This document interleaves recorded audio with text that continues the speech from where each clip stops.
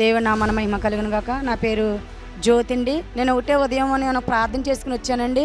ప్రవ్వా, నాది అందరికీ పేరు తెలిసింది లోవ తల్లి, నువ్వు నా పేరు జ్యోతి అని పెట్టావు కాబట్టి నా జ్యోతితో పిలవాలి ప్రభా అని అనుకున్నప్పుడు నేను ముందర కూర్చున్నప్పుడు అండి నేను ప్రార్థన చేసుకున్నాను.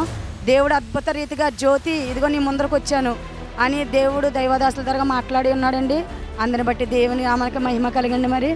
మరి దేవుడు చేసిన అద్భుత కార్యములు సూచక్రియలు ఉన్నాయండి, ఎందుకు లేవండి? చాలా ఆత్మీయంగా ఉంటుందండి. ఇది మాత్రం అబద్ధం కాదండి, ఇది లైవ్లో నిజంగా అండి, ఇది ఫేక్ కాదండి, ఇది ఖచ్చితంగా దైవదాసుల ద్వారా దేవుడు ఆత్మ మాట్లాడుతుందండి.